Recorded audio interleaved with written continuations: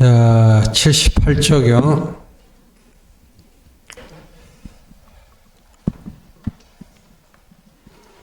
오늘은 이제 전부 업에 대해서 알아봅시다. 인도 철학에서 업, 제식, 제사 지내는 제식과 업, 그리고 불교하고 동시대에 있었던 자인화교에서 말하는 업, 그 다음에 초기 불교의 업, 이렇게 가볼까요? 우리가 이제 서가모니 부처님 당시 2700년의 역사, 2700년의 시간이 있고, 공간이 다르고, 우리는 이제 부처의 말씀을 경전으로 혹은 법문으로 또 각종 영화로 또 종교는 신화가 있으니까 신화로 이러니까 정확하게 적확하게 이해하기가 힘들고 오해할 수가 있어요. 그 중에 하나가 뭔가 업이라는 말, 업. 여러분 업을 여태까지 들었을 때 이게 부정적인 의미였어요? 긍정적인 의미였어요? 업보, 업장. 아, 내 업보야. 아, 업장이 많아가지고. 업이라는 말도 이게. 근데 이제 그 당시나 지금이나 인간이 살았고, 2700년이나 그 인간들은 행복하게 살고자 하고, 행복이라는 말은 자유롭고 평화롭고 서로 따뜻하고 또 안전을 보장받고 마음이 편하고 이게 행복이거든요. 그래서 인도 당시에는 불교를 떠나서 모든 사회의 보편적인 몇 개의 키워드가 있는데 그게 하나가 고통이에요. 고통. 고통은 불안이란 말이죠. 지금 우리 시대에 지금 우리가 고통과 불안과 혼란을 겪고 있나요? 안 겪고 있나요? 겪고 있죠. 갈등, 혼란, 사회적 또 내 마음에 그런 고통이라고 하는 게 중심 과제였고 또 하나는 여기에서 벗어나고 싶었어요. 그러니까 열반이라는 말. 불교 고유의 용어만 아니에요. 열반, 해탈. 열반은 평화에 해당되고 해탈은 자유에 해당되는 말인데 그런 언어가 또 불교를 벗어나서 모든 게 있었단 말이에요.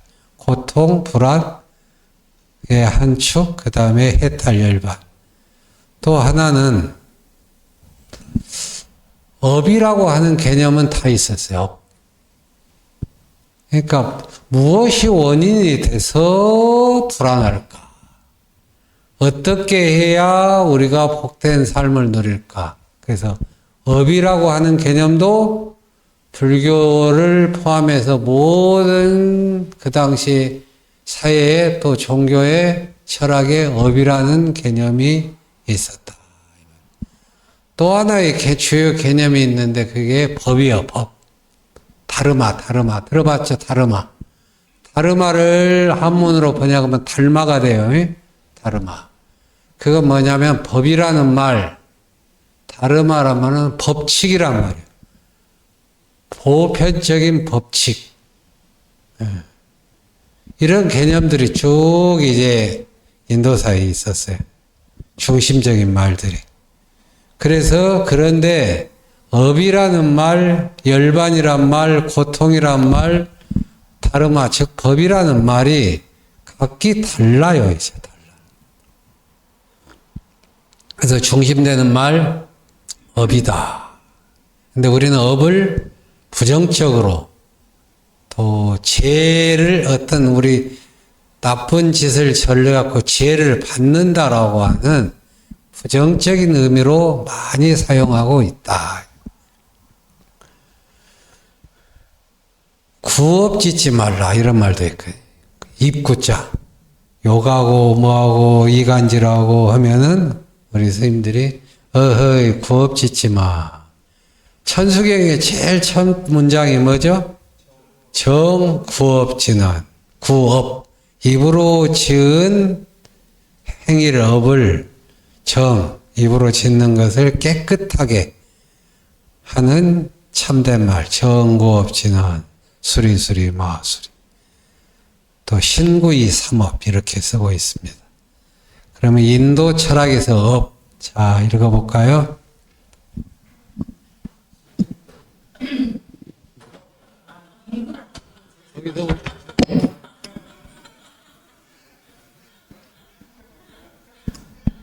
여기서부터 하세요.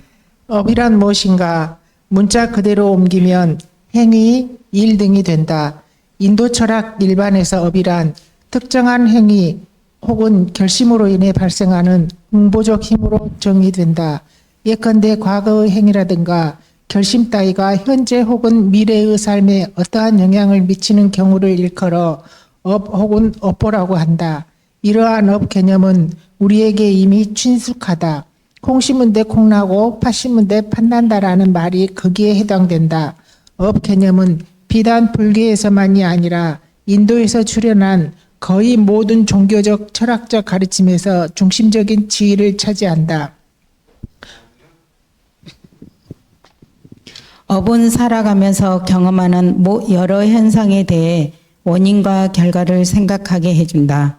어떠한 일이 발생하는 데에는 반드시 원인이 있기 마련이며 또한 현재 진행되는 일 역시 거기에 부합하는 결과를 낳는다. 그지없는 모든 일들이 다 그 원인의 그 결과라는 사고가 바로 업 관념에서부터 도출된다. 올바른 행위는 그것에 상응하는 좋은 과보를 가져오고 그렇지 못한 잘못된 행위는 괴롭고 비참한 과보를 가져온다. 따라서 업 개념은 윤리적 삶의 당위성을 제공하는 역할을 한다. 업 개념은 윤리적 삶의 당위성을 제공하는 역할을 한다. 여기 밑줄을 그어야 되겠죠? 네. 업 관념은 윤회 사상과도 긴밀한 관련성이 있다. 업의 논리를 현재의 삶 너머로까지 확대하면 그것이 곧 윤회이다. 예컨대 현재의 삶만으로 설명할 수 없는 신분상의 차별, 민족적 계급적 위치, 천부적 재능 따위가 그것이다. 우리는 그러한 사례를 접하면서 업과 윤회를 생각하게 된다. 누구누구는 전생에 좋은 업을 많이 쌓아서 그렇다거나 지어놓은 공덕이 모자라 그렇다는 따위의 말들을 하곤 한다. 나아가 업과 윤회의 관념은 종교적 이상과 관련해서도 중요한 역할을 한다.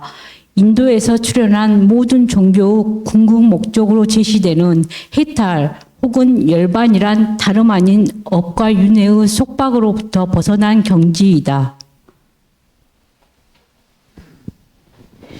이렇듯 업은 인도 철학의 중심부를 관통하는 핵심적 수로이다. 많은 종교가 혹은 철학자들이 출현하여 각기 자신의 입장에서 업 개념을 해석하곤 하였다. 예컨대 바라문교를 중심으로 한 보수 세력들은 과거에 벌어진 일들의 결과를 중심으로 업 개념을 설명한다. 그들은 현재의 삶은 과거에 지은 업의 과보인 까닭에 설령 현실이 불공평하게 느껴지더라도 그것을 달게 받으라고 가르친다. 노예로 태어난 까닭은 그렇게 태어날 수밖에 없는 전생의 업 때문이다. 따라서 노예로서의 삶을 받아들이고 묵묵히 살아가는 것만이 과거에서 지은 업보를 청산할 수 있는 길이라고 주장한다. 이와 같은 보수적인 업 해석은 사회적 강자들의 편에서 약자들에 대한 지배를 정당화시켜주는 억압의 이데올로기로 악용된다. 카스트의 계급 제도가 그것이다. 카스트 제도에 따르면 태생에 의한 신분상의 차별은 과거 생의 업의 결과인 까닭에 그대로 감수해야 한다. 놀랍게도 이러한 계급 제도의 폐습은 아직까지 인도 사회에 부정적인 그림자를 짙게 남기고 있다. 따라서 암베르카르와 같은 현대 인도 사상가는 업관념을 재생이나 윤회와 연결시켜 해석하는 것에 대해 사기라고까지 혹평한다.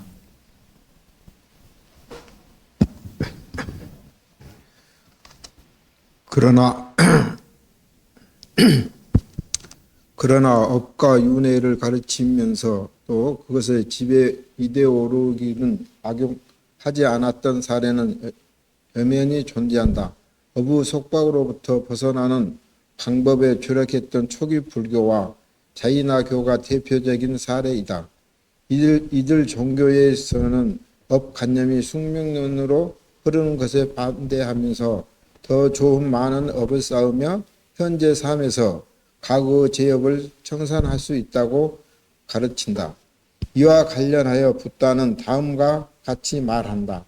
사람은 자신이 지은 업을 그대로 받는다.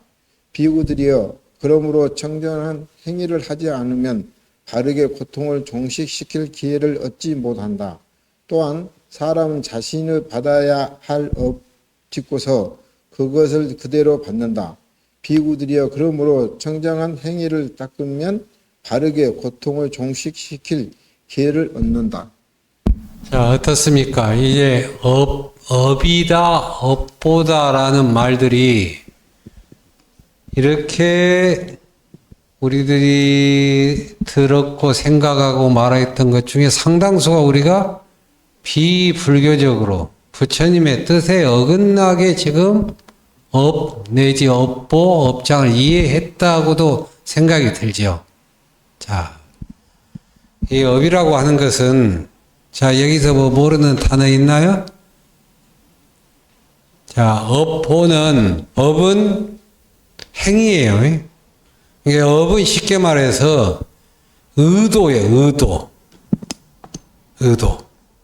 내가 뭐뭐 해야 되겠다라고 하는 의도를 우리는 형성하죠. 불끈 화가 나죠. 이게 의도란 말이에요. 이것이 말로 드러나거나 신체적 행위로 드러나기도 하는 것. 그래서 신구이의삼업이라는 거예요. 그러니까 욕설을 하거나 거짓말을 하거나 어느 행위로 나온 것이 이제 구업이고, 폭력을 한다든가 어려운 사람이 있으면 손을 잡아준든 그런 선업은 또 몸의 행위잖아요. 근데 그저 말이 나오는 거예요. 그저 누군가를 위로하는 몸짓이 나오는가요? 그 이전에 가장 중요한 거, 우리가 어떤 마음을 먹죠.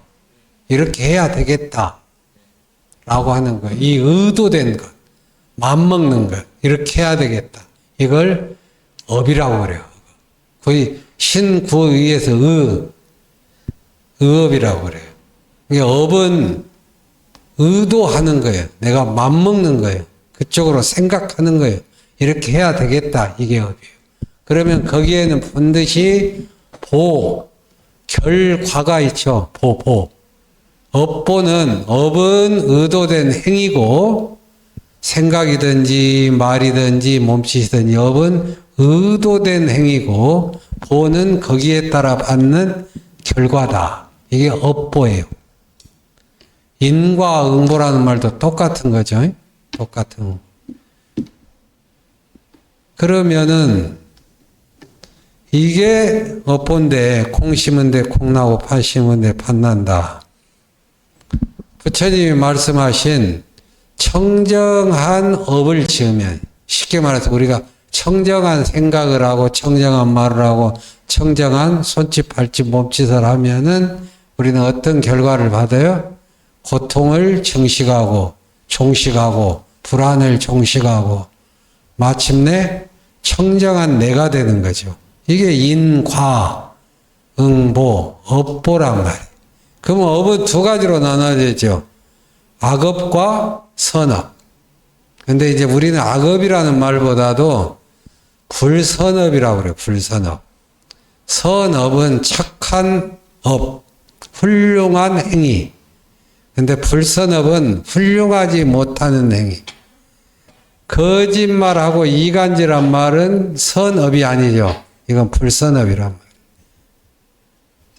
그래서 그렇게 되는데, 그래서 업의 개념은 윤리적 삶의 당위성을 제공한다. 이 말이 뭔 말이냐면은 도덕과 윤리에, 자, 우리가 거짓말하고 이간질하고 욕설하고 누군가를 폭력하고 폭력을 쓰고 훔치고 교묘하게 대립시키고 살생하고 모든 이런 바람직하지 못한 업, 즉 불선업은 결과가 어떻게 가져오나요, 여러분? 어떤 결과를 가져올 것 같아요? 어렵지 않죠? 들통이 난단 말이에요. 이게 나와 대인관계 속에서. 근데 늘 중요한 부분은 그것이 들통나서 사람들의 비난을 받고 감옥에 가기도 하는 그런 업보를 받지만 또 하나 늘 강조한 건 업보는 즉시 받는다는 거죠. 내가 늘 강조하는 거죠. 내가 웃으면 나는 웃는 사람. 그렇죠?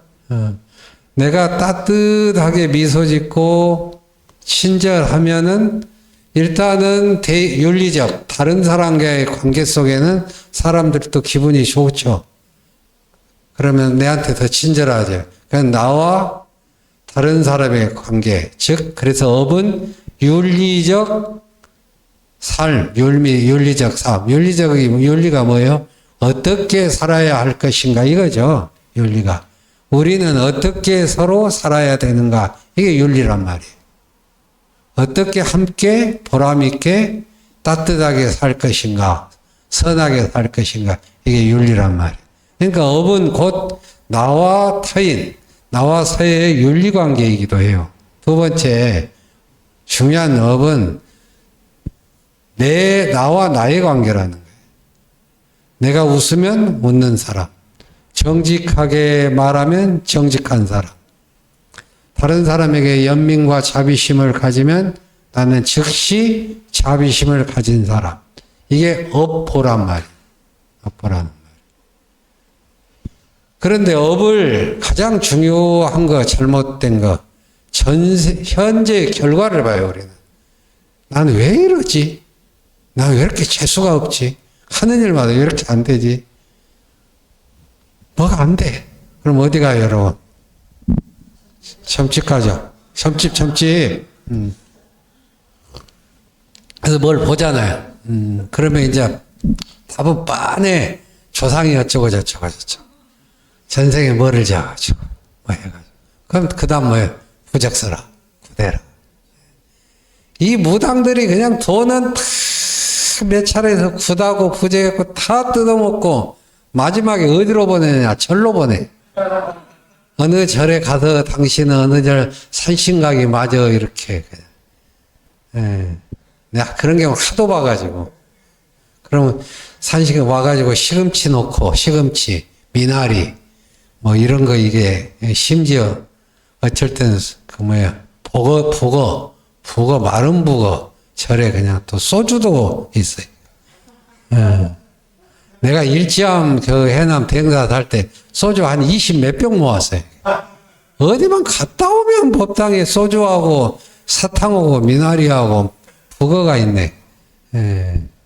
그래서 그냥 해남에 살 때 아주 술을 좋아하시는 저기 해남 어느 분이 참 그 소주를 한참 잘 먹었어요. 자, 이렇게 현재의 결과가 과거의 어떤 원인일 수 있어요. 그렇죠? 그건 분명해요. 자, 이렇게 생각해봅시다. 상식적으로. 내가 늘 불친절하고 인사도 안 하고 퉁명스럽고 그래요. 그리고 내가 좀 거짓말을 해, 순간적으로. 그러면은 사람들이 나를 믿어주나요? 안 믿어주나요? 안 믿어주죠. 현재 내가 불신당하고 있는 결과는 상식적으로 생각해보면 어떠한 원인이죠. 근데 우리가 그럴 수가 있어요. 이게 현실의 보고 듣고를 떠나서 어떤 내가 장애를 가지고 태어났다. 예전에 신분 계급 사회 속에서 내가 백정의 아들로 자녀로 태어났다. 인도 부처님 당시에 또 계급 차별이 심했으니까. 그러면 이건 왜 그랬을까? 내가 전생에 어떤 죄업을 지은 결과다. 이것은 고정되어 있다. 바꿀 수 없다. 그러니까 그럴 줄 알고 순응하면서 잘 살아라. 이게 숙명론이라는 거예요. 숙명. 인도사회에서. 여기 뒤에 보면 암베드카라고 나오죠. 암베드카르. 처음 듣나요? 마하트마 간디는 들어보셨나요? 간디는 들어보셨죠?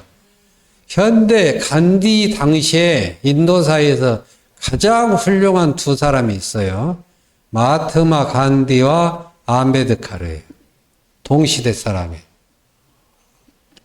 암베드카르 박사는 이 영국에 유학을 가가지고 인도가 독립되고 나서 인도의 헌법과 인도의 재정과 인도의 모든 법률 이걸 다 만든 사람이에요. 그런데 이 암베드카르는 어떤 사람이냐면 처음에 힌두교 신자였는데 자기도 계급 제일 낮은 계급의 사람이에요. 이게 너무 싫은 거예요. 그래서 인도 사람들의 계급을 전부 해체시키고 평등사회를 이루려고 책을 보니까 부처님을 만난 거예요. 와, 우리 서가모니 부처님이 계급은 본래 없다라고 했네. 전생에 뭐 업을 지어가지고 현생에 이거 부처님 부정했네. 얼마든지 지금 자율적 의지를 가지고 노력해서 선업을 지으면은 나의 삶이 바꿔진다고 했네. 부처님께서 말씀하시기를 천한 행위를 하면 나는 천한 사람이라고 하고 고귀한 행위를 하면 나는 고귀한 사람이라고 말한다. 나는 행위를 물을 뿐이다. 나는 행위를 물을 뿐이다. 나는 신분을 묻지 않는다. 아주 사회적으로 최고급의 계급의 사람도 살생과 폭력을 하게 되면은 천박한 사람이고 죄를 받는다고 돼요.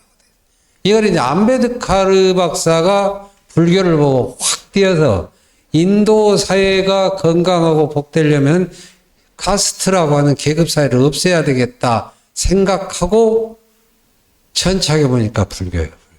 그러니까 암베드카르 박사는 기본적으로 계급의 해체예요.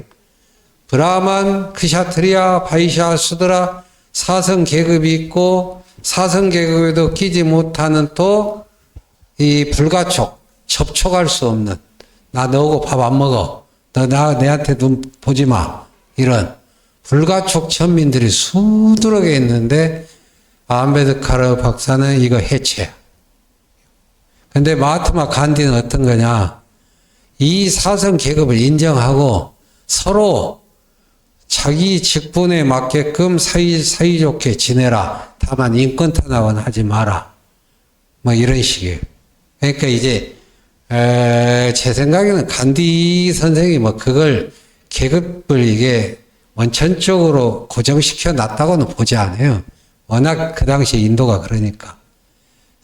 그래서 이제 업이라고 하는 것을 부탁해서는 당시 인도 사회에서 어떤 지금 현재의 신분, 계급, 고통 이것은 전생에 지은 죄로 인해서 죄업으로 했다. 그러면서 그것을 고정시키는 것에 비해서 붓다는 어떻게 말씀하셨는가? 그런 거 없다. 바로 지금 여기서 어떻게 생각하고 어떻게 말하고 어떻게 행위에 따라서 결과가 달라진다. 그 유명한 법국의 말이 고귀한 행위를 하면 나는 그를 고귀한 사람이라 하고 천박한 행위를 하면 나는 그걸 천박한 사람이라고 한다. 나는 다만 행위를 물을 뿐이다. 나는 신분을 묻지 않는다. 가문을 묻지 않는다. 여러분, 지금은 이 민주사회에서 이게 너무 당연한데, 2700년 전에 이거 감당 안 한 혁명적 소리예요. 인도가 지금도 그 잔재가 넘어 있거든요. 그래서 이제 공무원 시험을 보는데 밑에 계급이 몇 %가 공무원으로 임용해야 돼. 이렇게. 근데 지금도 여전히 그래요. 인도 가보면은 이 꼬박 한 7살 먹은 놈이 한 50살 먹은 아저씨한테 반말해. 내가 인도 가서 좀 제과점에 가서 봤는데 한 7살 먹은 꼬마가 제과점에 주인에게 말하는 투가 좀 이상해. 그래서 옆에 이제 도반 스님이 인도 말에 힌디를 잘해요. 그래서 저 뭐야? 느낌이 싸하네 그랬더만. 요 꼬마 요 놈은 제일 윗급이 바라문 계급이고, 저기 빵집 주인 아저씨는 저기 평민, 다이샤 4번째 계급이라는 거예요. 그러니까 반말하고 있대. 그래서 내가 어떻게 했을 것 같아요? 너 이리 와. 카메라 한대 팍 찍어봐.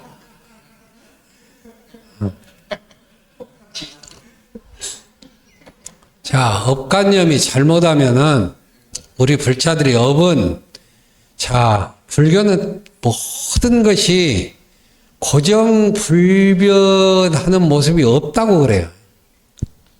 나중에 이제 무상이 나오는데 고정되고 불변되는 건 없다는 거예요. 그러니까 예를 들어서 내가 누군가의 지금 불신을 받고 있다. 이거 고정되어 있지 않다는 거예요. 불신을 믿음으로 바꿀 수 있다라고 하는 게 붓다의 가르침이에요. 고정불변의 속성이나 실체는 없다. 끊임없이 내가 어떻게 하느냐에 따라서 바꿔진다. 이게 연기법이고 업이라는 거죠. 사람은 자신이 지은 업을 그대로 받는다. 비구들이여. 그러므로 청정한 행위를 하지 않으면 바르게 고통을 종식시킬 기회를 얻지 못한다. 또한 사람은 자신이 받아야 할 업을 짓고서 그것을 그대로 받는다. 비구들이여. 그러므로 청정한 행위를 닦으면 바르게 고통을 종식시킬 기회를 갖는다. 그래서 붓다는 업이라고 하는 당시의 용어와 개념이 바퀴에서 나온가요? 1번이에요, 2번이에요.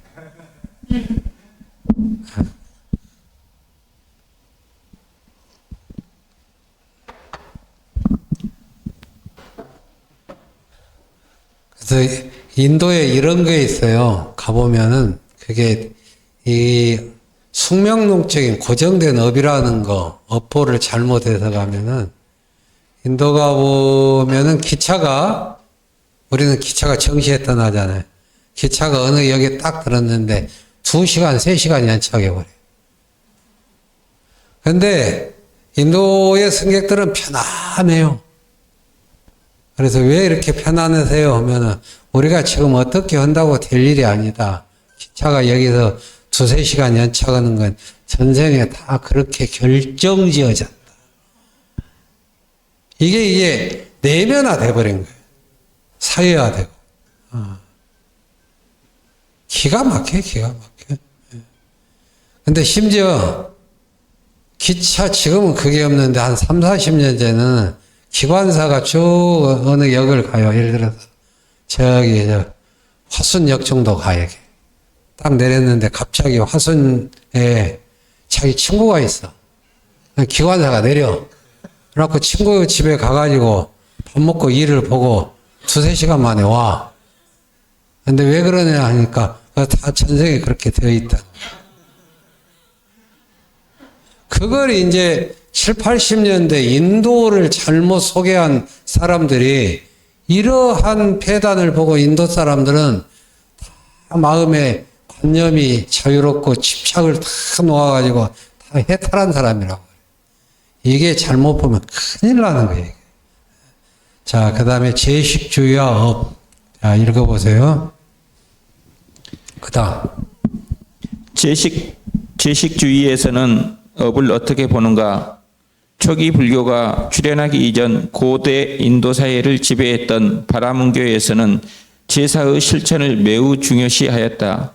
바라문교에서는 격식에 따라 잘 치른 제사는 반드시 거기에 상응하는 합당한 결과를 가져온다고 가르쳤다. 제사는 인간의 소망을 이루어주는 효력을 지닌 것으로 믿어졌다. 세습적 재관이었던 바라문교의 사제들은 엄격한 절차의 제사 의례를 주관하였다. 그들은 제사의 집행을 통해 인간의 기륭화복을 조절할 수 있는 존재로 여겨졌다. 제사는 원래 신에 대한 공경과 숭배에서 기원하였다. 신의 은총을 통해 소원을 성취하려는 의도가 제사라는 형식으로 구체화된 것이다. 이러한 제사관념이 정교해지기 이전에 신봉되었던 신들의 제사의 형식에 묶인 존재가 결코 아니었다.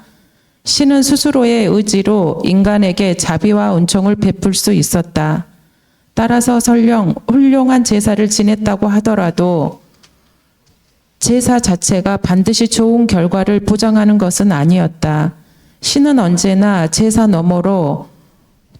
너머에 머무는 초월적 존재였다.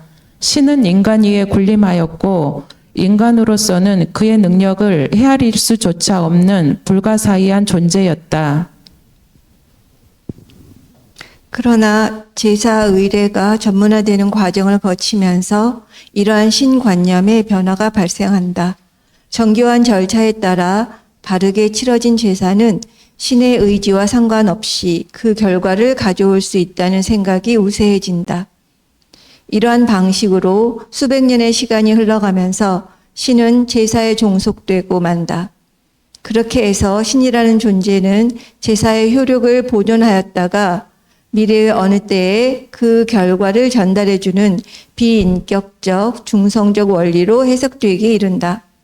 세계의 운행에는 초월적인 인격신이 개입될 여지가 없게 되었으며 제사라는 행위에 의한 결과만이 법칙적으로 뒤따를 뿐이었다. 바로 이것이 제식주의에서 바라본 업의 관념이다.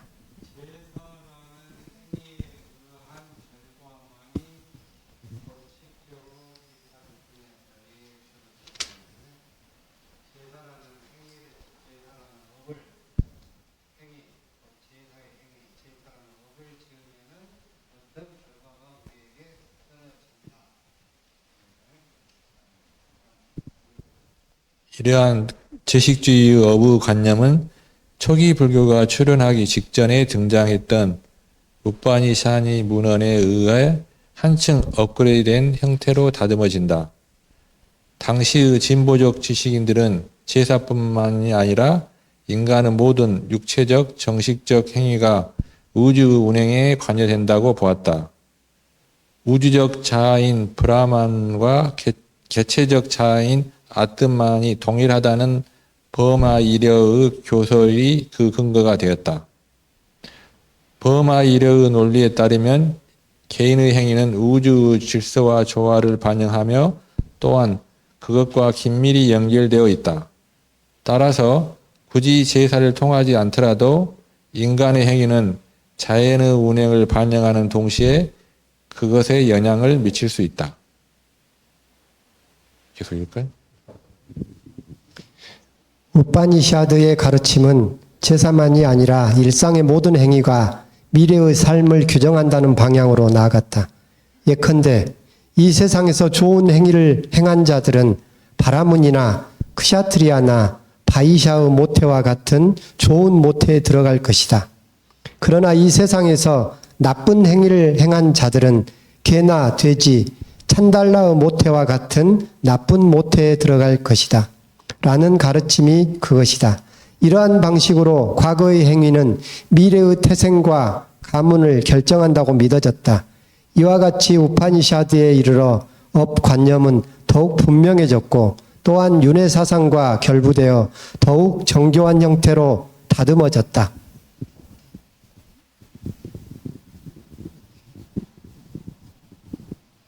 그러나 이러한 업관념들은 행위의 형식적 측면에 치우치는 약점을 보인다.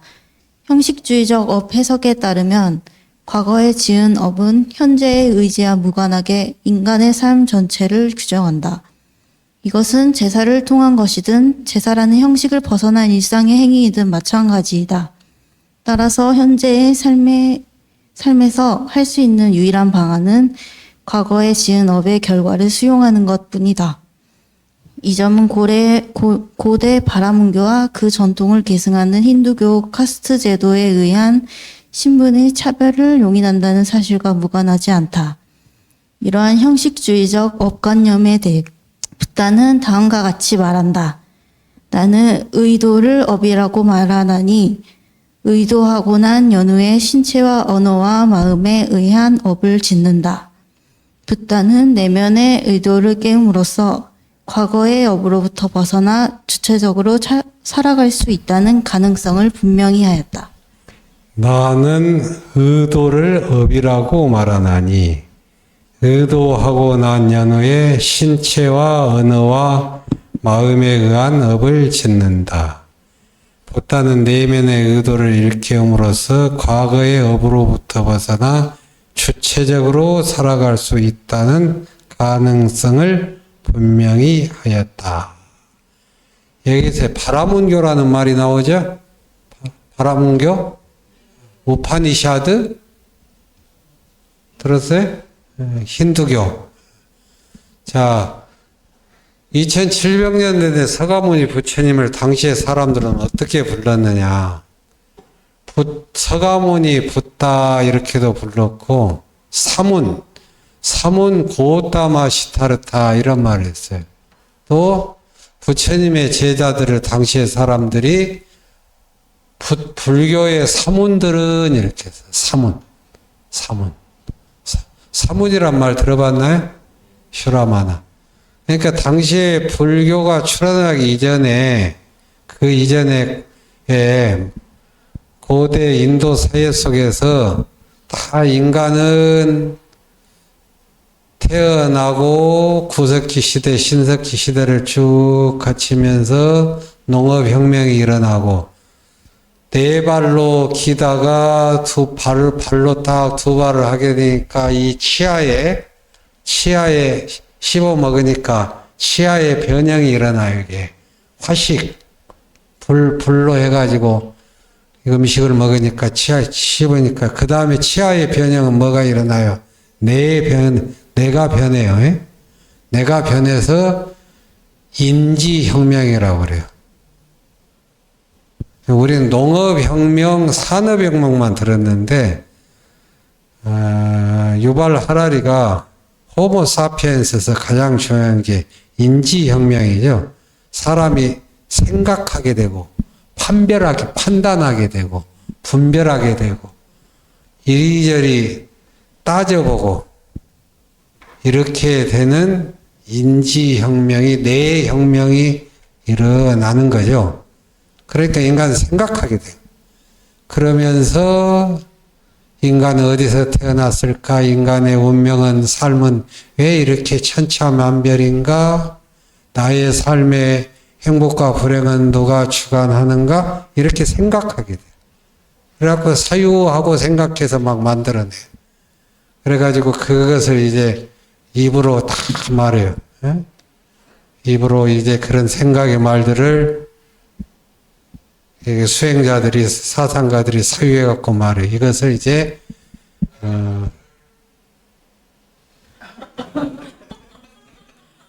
뭔가?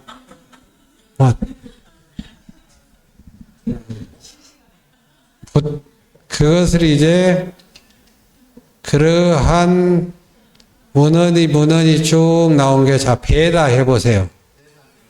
리그베다, 야주르베다, 삼마베다 해가지고 베다가 쭉 나오는데 이 베다의 전통을 쭉 부처님 당시에 가지고 있었던, 그래서 이 베다에는 천지 창조가 어떻게 만들어졌는가 비슷하게 구약과 같이 다 나와요. 거기에도.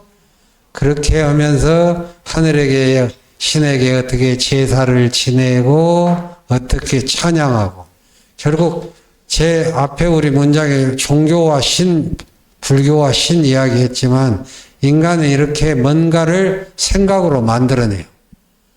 우리의 삶을 주관한 것은 천둥, 번개, 자연과 같이 불가사의한 힘일 것이다. 맹수, 동물들에게 어떤 신성한 영혼이 있을 것이다. 또 하늘이면 하늘, 땅, 나무, 토지 모든 것의 신성, 신에게, 신과 함께 중요한 게 신성이에요. 나 개인은 생명이에요. 생명체예요. 생명체예요. 생명과 생명체는 틀려요. 생명은 어떤 원리죠. 그것이 이렇게 딱 가시적으로 나타나면 생명체예요. 신성, 아주 신적인, 신령한 신성이 어떤 이름을 붙여지고 모양을 갖추고 상상하면 이게 신이에요. 신성. 성부와 성자와 성령의 이름으로 그렇잖아요. 신성, 신.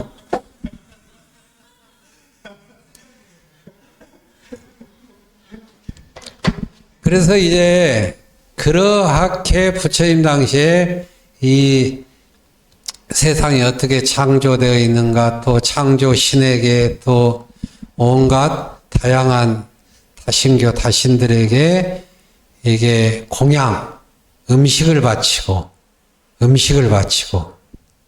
그 다음에 동물을 잡아가지고 제단에 바치고, 이건 고대나 중세에서 동서양이 다 똑같죠. 예.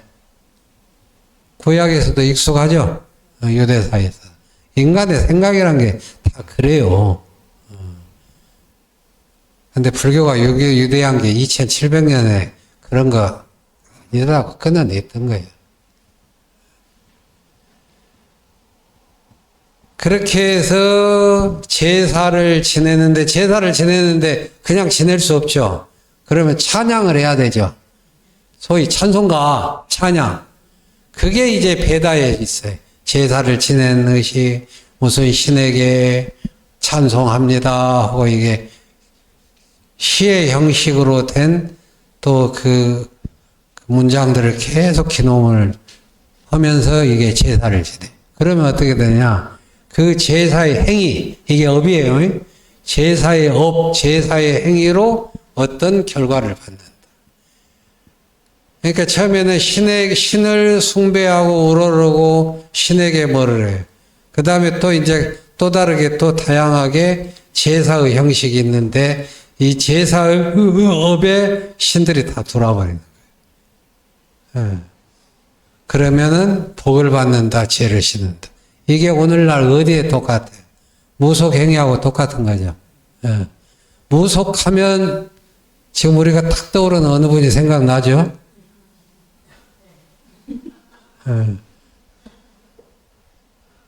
발언하지 마세요. 명예훼손으로 내 기소될 수가 있어.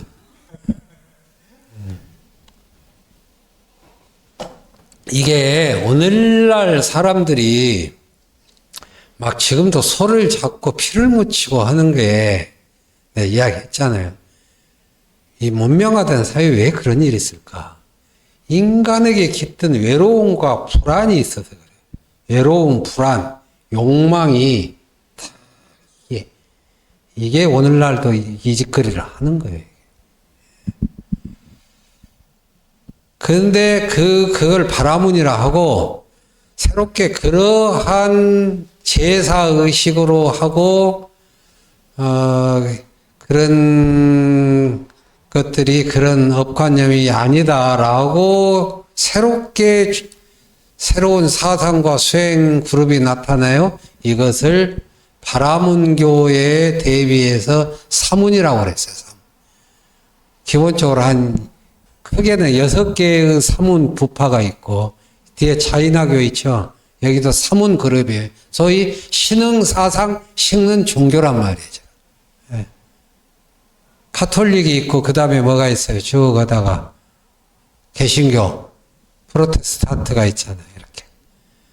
그래서 부처님을 사문 고타마 시타르타라고 부르기도 한다. 이런 게. 그런데 이제 나중에 서가모니 부처님 당시에는 베다가 쭉 리그베다, 삼마베다, 야주로베다, 마타르바베다 쭉 나오다가 그런 제사의식, 신에 대한 찬송의식 이렇게 하다가 갑자기 사람의 인지가 더 발달돼서 철학적인 사고가 싹 타요.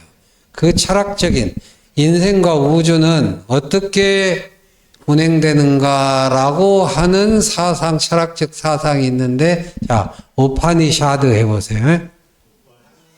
네, 우파니샤드가 서가모니 부처님 당시에 있었어요. 그러니까 불교도 상당수 우파니샤드의 영향을 받은 게 아니라 우파니샤드라고 하는 것이, 그러니까 시대의 격변기였어요. 신에 대한 찬송과 찬양과 희생제와 제사와 이곳에서 사람의 운명이 바꾸려고 하는 그런 분위기. 그리고 거기에서는 운명업이라고 하는 게 전생에 지어져 가지고 현재 이런 것을 받는다. 이건 고정불변이다. 라고 하는 신분 제도를 고정화시키고 결정시킨 거. 그러니까 여기에 반기를 든 게 이제 새로운 사상이 난다. 그래서 철학 사상이 이제 우파니샤드가 있고 우파니샤드의 버마 이래라고 하는 게 있어요. 자, 뒤에 버마 이래 들어보셨죠? 버마는 브라흐마나. 소위 하늘신이라는 게 하늘신, 우주의 신. 그 다음에 아뜨만 해보세요. 아뜨만을 한자로 나아자라고 그래요. 여러분 무아 들어봤죠? 무아 불교에서 지금 이렇게 오온으로 있는 내가 없다는 뜻이 아니에요. 이 우파니샤드에서 말하는 아뜨만 내 개개인의 개체 생명 속에 들어가 있는 고정불변의 신성한 그 무엇, 그것이 나의 모든 감각과 생각을 조정한다고 하는 아뜨만이 있다고 당시에 사람들은 생각했어요. 근데 부처님은 그런 아뜨만 없다. 이래서 무아예요. 이제 나중에 무상고무아 때 설명을 해드릴게요. 자, 잠시 한 10분 쉽시다.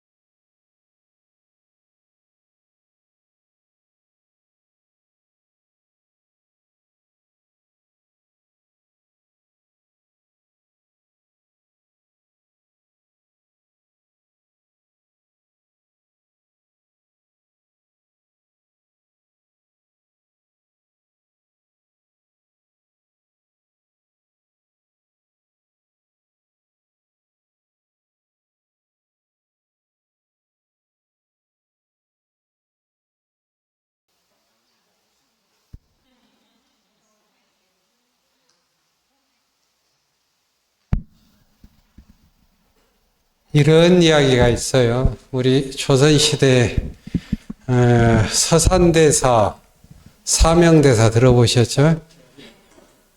두 분은 뭐 이렇게 좀 동시대에 살아서 차이는 나는데 설화예요, 설화. 서산대사가 북한의 묘양산 보현사에 계실 때인데 서산대사의 법력이 높다라는 말을 듣고 사명이 이제 찾아갔는데 마침 서산대사가 큰 방에서 그냥 마루쪽으로 이렇게 딱 내려오는 찰나 한 발은 방 안에 있고 한 발은 밖에 대고 딱 내려온 찰나 마당에 있던 이 사명대사가 날아가는 새를 도술로 도력으로 탁 잡았어요. 잡고 이제 말을 해요. 내가 이 새를 놓아주겠습니까? 잡고 있겠습니까? 놓아주겠습니까? 잡고 있겠습니까? 그러니까 서산대사가 내가 지금 밖으로 나가겠느냐, 안으로 들어가겠느냐. 야, 여기에, 이게 재치가 아니에요. 재치가 아니에요, 재치가. 이건 뭐예요? 불교에서 말하는 어떤 행위, 의도를 가진 행위는 고정되어 있지 않다. 결정되어 있지 않다. 이 새를 잡고 있거나 놓아주거나는 어떻게 돼요? 철저하게 나의 의도가 개입되면은 행위하는 거죠. 방 안으로 들어가거나 밖으로 나가는 것도 바로 나의 의도란 말이에요. 그러면 이걸 우리 삶으로 적용시켜 봅시다. 오늘은 어느 모임에서 만났는데 누군가가 나를 좀 본체만 채.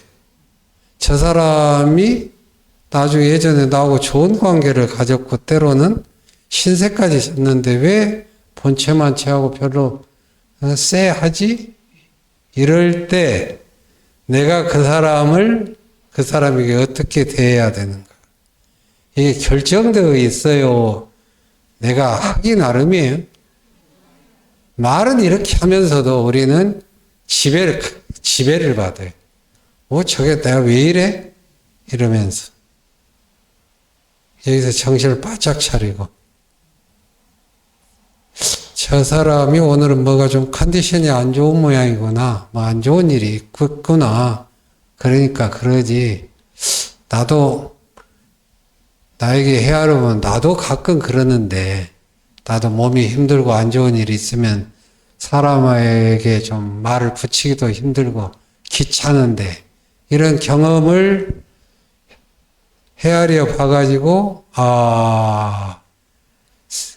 건성건성 누가 대하더라도 내가 거기에 마음이 휘둘리지 않고 대할 수 있죠. 이게 보세요. 한순간에 업이라고 하는 의도된다며 어떻게 맘먹느냐. 응? 어떤 쪽으로 가는가 내 마음이 어떻게 할 것인가 내 마음씀을 그게 업이에요. 근데 그것은 고정되거나 결정되거나 영원히 그렇게 가지를 않는다는 거예요. 끊임없이 하기 나름이다. 이걸 이제 이런 업이 붓다가 당시에 다른 인도의 사상과 다르다. 인간의 행복과 불행 또한 누구에게 제사를 지내고 요즘 말은 굿을 잘하고 뭐를 그냥 재물을 막 올리고 그렇게 해서 제업이 조상신이 노염이 풀어지는 게 아니에요. 멀쩡한 애도 소를 죽여가지고 이러잖아요, 지금도.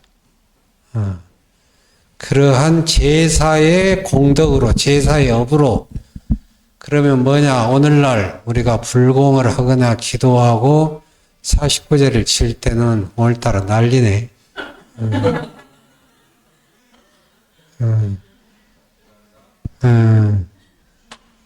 뭐냐면은, 거기에 성스러운 내용, 진리, 뜻이 들어가야 돼. 아시겠어요? 요즘 우리 불공, 기도, 절에도 있잖아요. 그러면은 이 무속 행위의 그것과 다른 게 뭘까요? 의도된 업이 다르잖아요. 무속 행위에 동물을 바치고 막 부적을 써라 막 이럴 때는 뭡니까 이게? 전부 사익, 욕심이 있고 사람의 불안을 조성하고 그 사람이 마음을 바꾸는 것과 전혀 관계없이 제사의 행위로 모든 것이 운명이 바꿔질 거라는 어리석은 생각. 그런데 기도와 불공을 하면서 마음이 청정하고 거룩하고 자기 자신을 잘 성찰하고 좋은 의도를 내서 그쪽으로 자꾸자꾸 기도를 하고 염원하고 이러면 다른 거죠.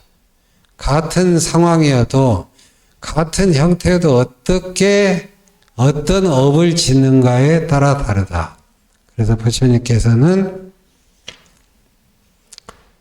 나는 의도를 업이라고 말하나니 의도하고 난 연후에 신체와 언어와 마음에 의한 업을 짓는다. 이거죠. 그러니까 늘 큰 스님들이 역대 조사들이 한 생각 그 말이었어요. 지금 여기서 한 생각. 오직 한 생각. 이게 한 생각을 4개에 따라서 달라진단 말이에요. 내가 찡그릴 것인가 웃을 것인가는 결정되어 있지 않아요.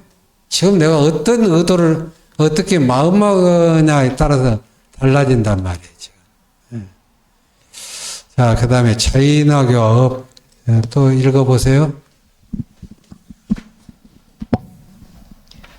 자인화교에서는 업을 어떻게 보는가? 자인화교는 초기 불교와 비슷한 시기에 등장했던 개혁적 종교이다.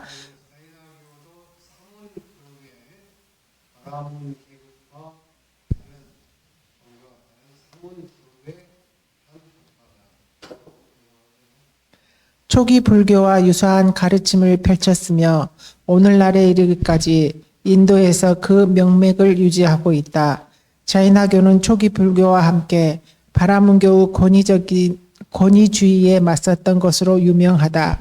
자인화교는 업을 미세한 물질 입자의 일종으로 이해했다.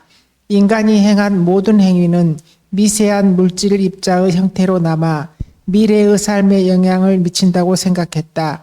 그들은 금욕과 고행을 통해 업의 속박으로부터 벗어날 수 있다고 가르쳤다.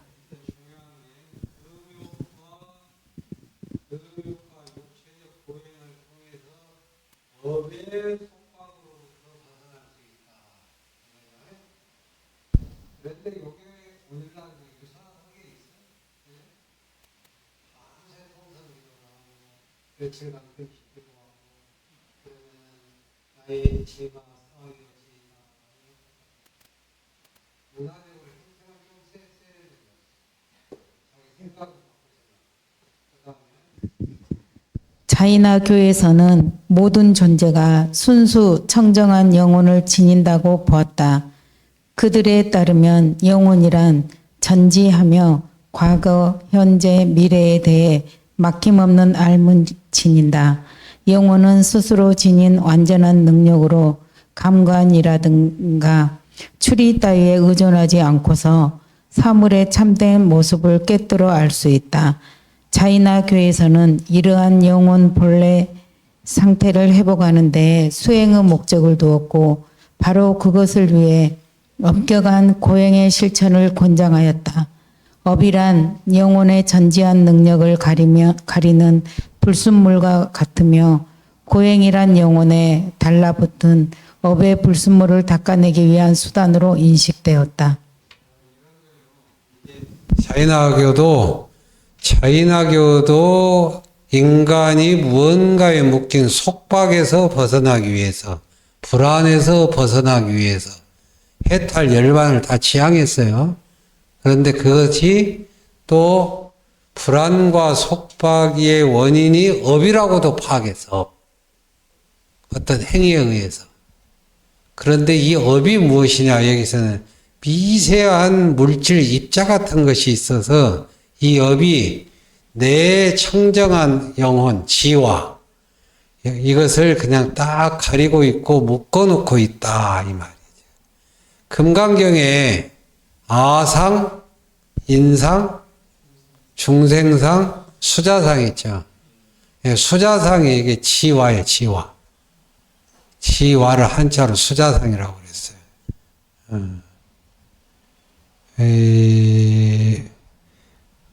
핵심은 이거예요. 자인화교에서는 나에게는 인간 생명체 개개인에게는 순수한 물질 입자와 같은 영혼, 이걸 이제 이놈의 지화가 있는데 이 업이라고 하는 것이 순수한 지화를, 영혼인 지화를 덮고 있다. 그러면 어떻게 해야 되느냐? 그 방법이 명상, 수행, 생각을 바꾸고 불교에서 말하는 팔정도 수행을 닦는 게 아니라 금욕과 고행, 금욕은 뭐냐?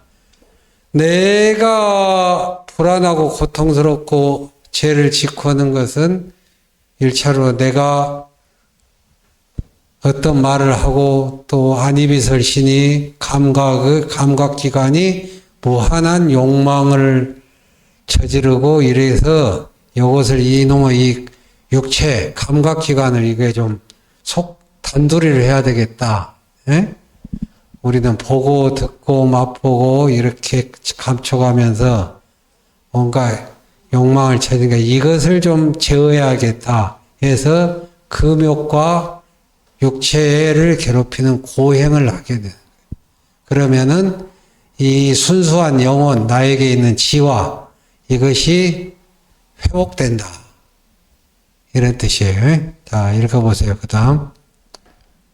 자인화교에 따르면 업을 구성하는 물질 입자는 신체와 언어와 마음 기능에 의한 행위를 통해 생성된다. 비슷하죠? 우리하고 신구이 삼업.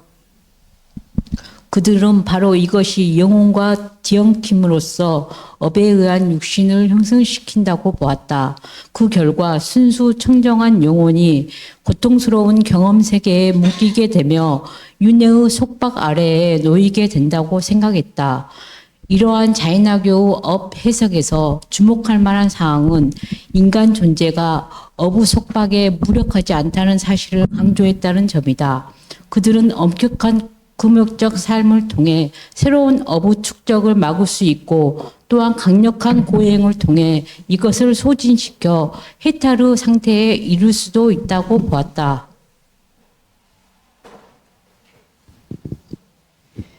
자인화교에서는 업을 물질 입자로 이해했다. 따라서 그것의 유입을 막거나 소진시키기 위한 방법은 물리적인 구체성을 지녀야 한다고 보았다. 또한 기존에 지은 업에 대해서는 그것을 소진시킬 만큼의 육체적인 고행을 반드시 닦아야 한다고 가르쳤다. 그렇게 해야만 완전한 해탈의 경지에 도달할 수 있다고 생각했다. 경험세계의 속박과 고통은 누적된 업의 총량에 비례하며 실천 수행에서의 진전 역시 그것에 의해 정확히 판가름된다고 보았던 것이다. 이러한 방식으로 자인화교는 업에 의한 지음과 받음이 실제로 존재한다는 관념을 각인시켰다. 자인화교에서의 업은 불변적 법칙으로서의 의미를 지닌다. 어쩌면 자인화교의 끈질긴 생명력은 이러한 고지시간 업 해석과 함께 그것에 의한 속박을 극복하기 위한 철저한 수행의 힘 덕분이었는지도 모른다. 그러나 자인화교의 업 해석은 간과할 수 없는 취약점을 안고 있다. 업에 대한 지나친 실체화는 내면적인 의도의 중요성을 간과하게 하였고 행위의 형식성만을 따지게 만드는 문제점을 노출하였다. 바로 이것은 그들이 저항했던 바라문교의 형식주의적 업 해석과 유사한 측면을 지닌다. 그 결과 자인화교는 업의 속박으로부터 벗어날 수 있는 존재를 전문적인 출가 고행자들에게 국한시키게 되었다. 이와 관련하여 붓다는 다음과 같이 말한다. 누군가 말하기를 사람이 어떤 업을 지었건 그것을 그대로 경험하게 됐다고 한다면 청정한 삶도 가능하지 않고 바르게 괴로움을 종식할 기도 얻지 못할 것이다. 여기 어떤 사람이 몸을 닦고 기회를 닦고 마음을 닦고 지혜를 닦아 모자람 없이 위대하게 한량없이 머문다고 치자. 비구들이여 그러한 사람에게 현세에서 겪게 될 이미 지은 작은 악업은 남지만 조금도 남지 않을 것이다. 어찌 많겠는가? 끝났어요? 붓다는 과거의 사소한 업에 연연하기보다 그것을 능가하는 더 많은 훌륭한 업을 짓게 하는데 더욱 관심을 기울였다. 그는 이와 같은 혁신적 업 해석을 통해 소수의 고행자나 바라문 사제들에게 국한되었던 업으로부터 해탈 가능성을 모든 이들에게 열어주고자 하였다. 계급이나 신분 혹은 주변의 환경에 구애됨이 없이 현재의 삶에서 궁극의 이상을 실현할 수 있다는 보편적 구제의 가능성을 분명히 하였다. 이 사람들이 이 법을 바르게 전파 안 하니까 불교에 대한 오해들이 참 많아요. 불교는 육체적 고행을 중요하게 여기나요? 육체적 고행. 근데 많은 사람들은 불교 스님들 하면은 수행자라고 생각하는데 그 수행은 고행이라고 생각해요. 영화나 TV에서 몇 개 편 본 걸 가지고 그래. 3,000배를 한다. 3만 배를 한다. 장잡으라 탁 앉아가지고 그냥 눕지도 않고 그냥 몇 날 며칠 이렇게 한다. 하루에 뭐 그냥 한 끼만 먹고 산다. 며칠간 이런 걸 보여주고 이래가지고 붓다는 말씀하셨어요. 수레가 가지 않으면 수레를 때려야 되는가 소를 때려야 되는가. 수레가 가지 않으면 수레를 때려야 돼요? 소를 때려야 돼요? 소를 때려야 되죠. 가장 중요한 건 지금 여기 나의 의도, 마음이란 말이에요. 그런데 차이나교에서는 일단은 사람이 청정한 생명체를 가지고 있다. 좋은 발상이에요. 그리고 그런데 왜 사람들이 속박과 윤회를 거듭하느냐? 우리들이 지으면서 나쁜 업, 그릇된 의도로 눈, 귀, 코, 혀, 몸 생각을 함부로 굴려서 말하고 행동하는 그 결과가 근데 그 업이라고 하는 게 하나의 보이지 않지만 미세한 물질이라고 그랬어. 여기 뭐 에너지라고 보겠네. 그런 것들이 이 지화라고 하고 있는데 생명체에 있는 순수한 영혼 보이지는 않지만 그것을 싹 이렇게 가리고 있고 묶고 있다고 생각해. 덮고 있다고. 그러니까 그것을 없애려면은 극도의 금욕을 인간의 욕망을 최대한 억누르고 육체적 고행을 해야 되고 해서 소멸시켜야 된다고. 여러분 불교가 금욕주의입니까? 쾌락주의입니까? 우리 불교 부처님이 서가모니 부처님은 사람에게 금욕하라고 그랬어요? 욕망을 쾌락 마음대로 쓰라고 그랬어요?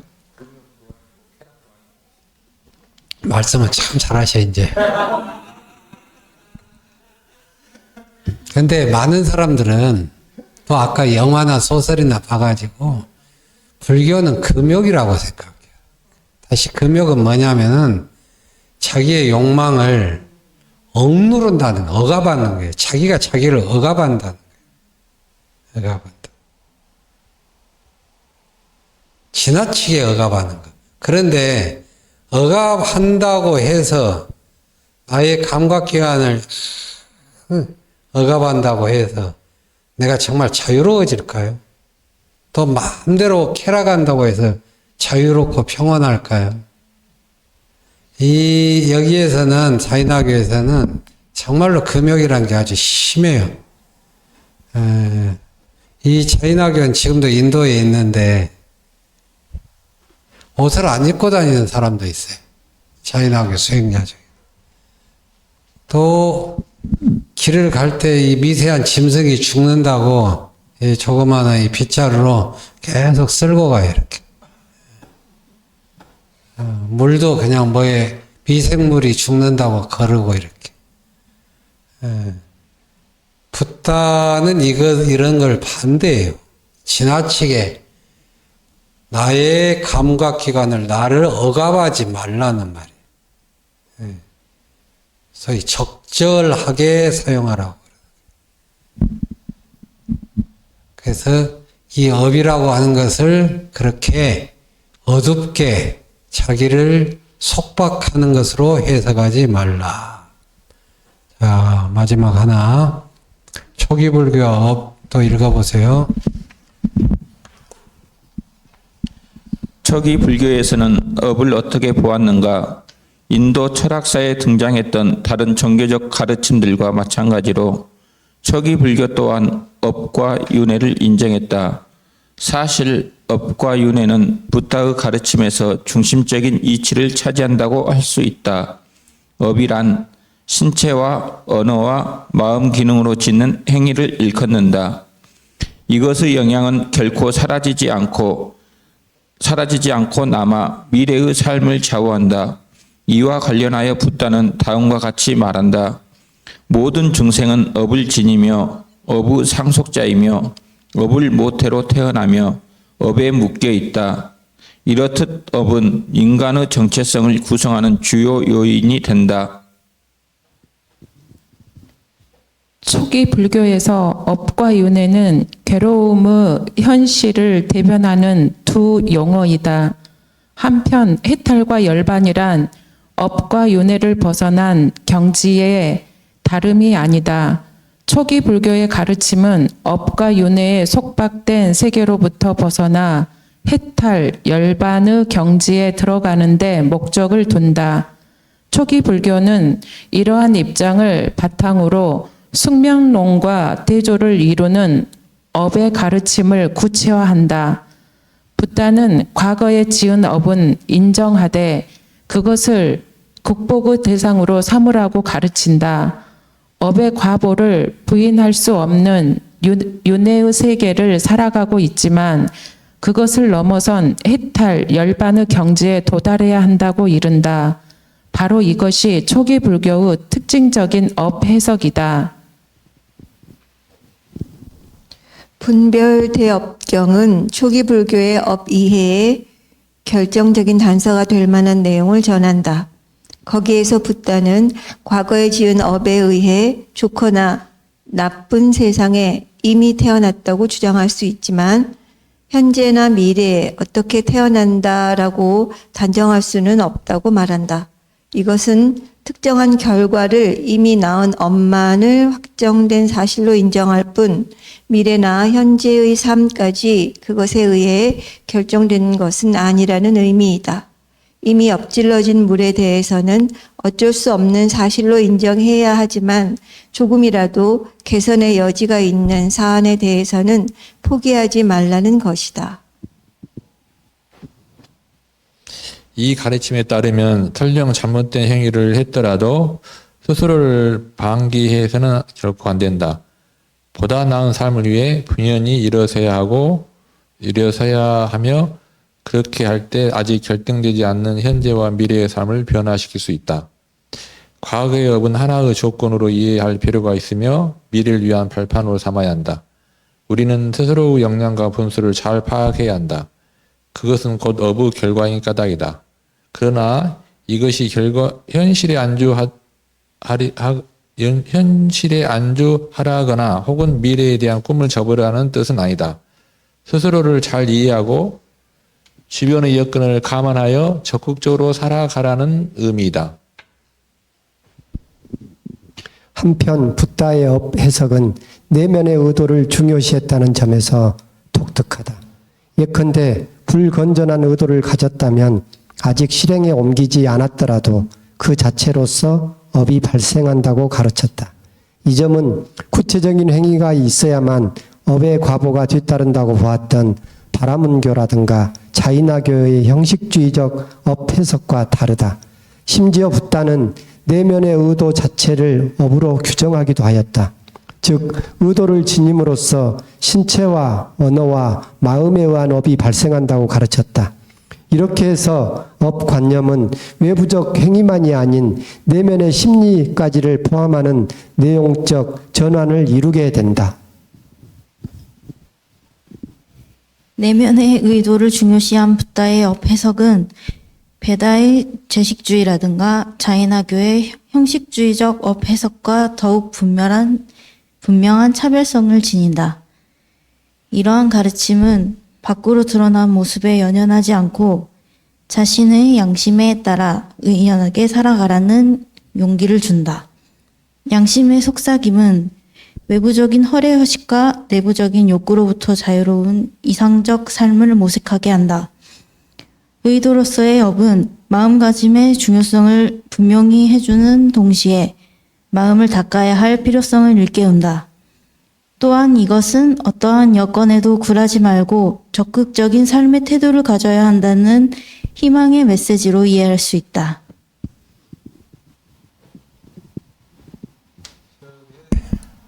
다시 돌아갑니다. 초기 불교에서는 업을 어떻게 보았는가? 인도 철학사에 등장했던 다른 종교적 가르침과 마찬가지로 초기 불교 또한 업과 윤회를 인정했다. 윤회. 불교뿐만 아니라 그 당시나 그 이전에 인도에는 또 윤회. 다음 생은 계속됩니다.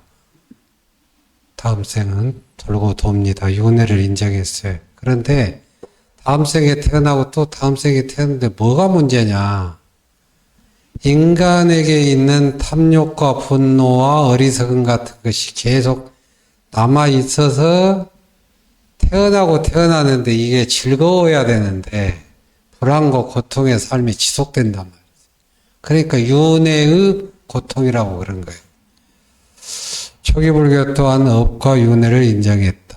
사실 업과 윤회는 붓다의 가르침에서 중심적인 위치를 차지한다고 할 수 있다. 자, 신구의 삼업 해보세요. 그러니까 몸으로 짓는 업, 언어로 짓는 업, 마음 기능으로 짓는 업.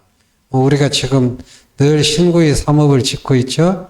근데 신구의 산업이 선한 쪽이 선업이냐 악업, 불선업이냐에 따라서 달라지는데 이 몸 신체의 행위와 언어의 행위와 마음의 행위는 이게 해서 사라지지 않는단 말이죠. 그 영향력이 존속하는 거예요. 여러분, 우리에게는 뭐가 있어요? 기억이라는 게 있죠. 기억. 자, 어떤 여러분 기억을 가지고 계시죠?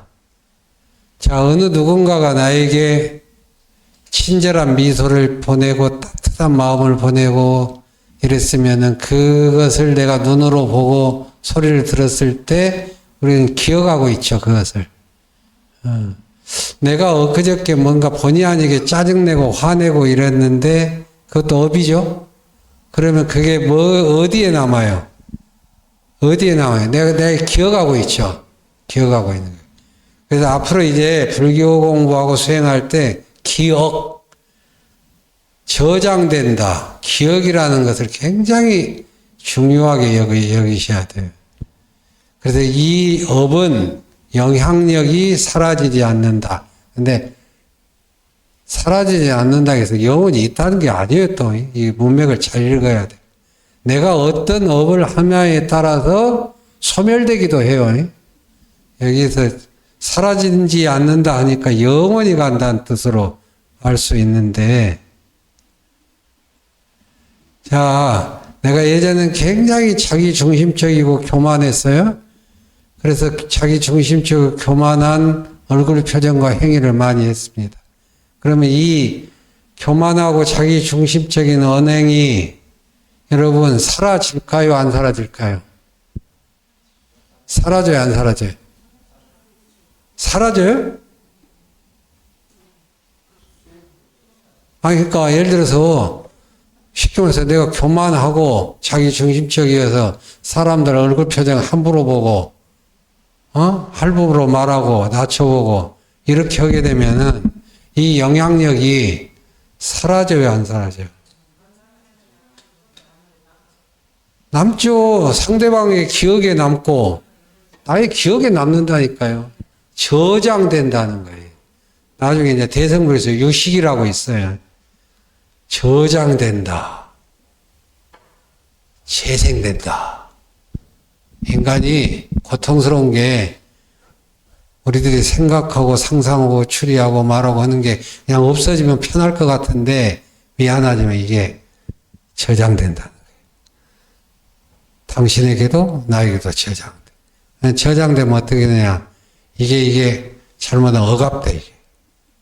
어렸을 때 누군가에게 받은 상처, 멸시 이런 것이 어릴 때 사라진 줄 알았는데 이게 저장됐어. 그럼 나중에 이제 이게 트라우마라고 그러죠.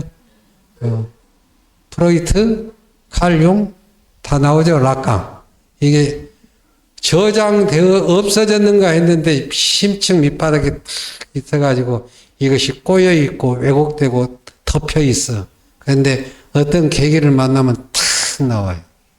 이게 꿈으로도 나오기도 하고 돌발 행동으로도 나오고 상처로도 나오고. 그러니까 어느 누군가에게 평범한 말을 했는데 그 단어 하나에 불끈해갖고 화내는 경우가 있거든. 왜 그러겠어요? 뭔가 그 단어에 합당한 있죠. 상처가 받아서 안에 저장돼서 그래요. 나도 몇 번 당했어요. 스님이 나도 몇 번 당했어. 평범하게 말했는데 불로 화를 내가지고 몇 번 당하고 나니까 사람 앞에서 말하기가 너무 힘들어져. 그래서 이 업이라고 하는 것은 저장된다. 근데 그 다음에 중요한 게 뭐냐? 부타가 말씀하신 청정한 업을 지으면 어떤 업을 지어가지고 이것이 저장되고 어떤 결과로 남는 건 어쩔 수 없어. 그렇죠? 어쩔 수 없어. 내가 사람들한테 많이 거짓말하고 함부로 하고 거만하니까 사람들이 나를 멀리해. 이거 어쩔 수 없어. 그런데 뭐예요? 이게 고정불변이냐? 바꿔질 수 있는 거죠. 진심으로 참여하고 진심으로 바꾸고 온몸으로 바꾸면 다른 사람의 반응이 다르겠죠. 또 내 속에 들어가 있는 나쁜 그런 교만한 에너지들이 사라져. 좋은 에너지들이 쌓인단 말이에요. 이게 업이라는 거예요. 수행한다고 하는 것은 이렇게 끊임없이 업을 잘 통찰하고 업을 또 잘 쓰는 거예요. 이게 수행이란 말이에요. 자, 오늘은 여기에서 분별대업경에는 초기 불교의 업리에 대한 결정적인 단서가 될 만한 내용을 전한다. 거기서 부타는 과거에 지은 업에 의해 좋거나 나쁜 세상에 이미 태어났다고 주장할 수는 있지만, 결과가 이렇게 됐다고 주장하지만 현재나 미래에 어떻게 태어난다라고 단정할 수는 없어요. 왜? 지금 내가 여기서 어떻게 하기에 따라서 달라진 거잖아요. 지금 이런 거예요. 그러니까 부타의 가르침은 매우 주체적이고 매우 능동적이고 매우 자발적이고 매우 역동적인 거예요. 그러니까 불교에서 인간에게 어떤 어두운 죄의식을 씌워놓는 건 불교가 아니에요. 그런데 이놈은 이게 소설, 영화, 드라마 온갖 곳에서 그냥 다 내 업보야. 다 업장이야. 이렇게 하고 있어. 그래서 내가 예전에 글을 쓴 적이 있어요. 불교 영화에 불교가 없다. 불교 영화들을 보니까 전부 불교 영화 중에 영화에 아주 잘못된 것들이 업을 전생의 죄업, 숙명 어떻게 해서 고칠 수 없다. 이런 식으로 불교의 영화에 굉장히 많아요. 지금은 세상을 떠났지만 그 누구예요? 김기덕 감독? 봄, 여름, 가을 막 이렇게 한번 이게 대학로에서 만날 기회가 있어가지고 쭉 설명을 했어요. 당신 영화에서 이거 그렇게 해석하는 건 자유지만은 불교의 업은 그거 아니다, 업보는. 그랬더만은 그분께서 진작 알려주시지요. 자, 다음은 이제 본격적으로 뭐를 공부하냐면은요,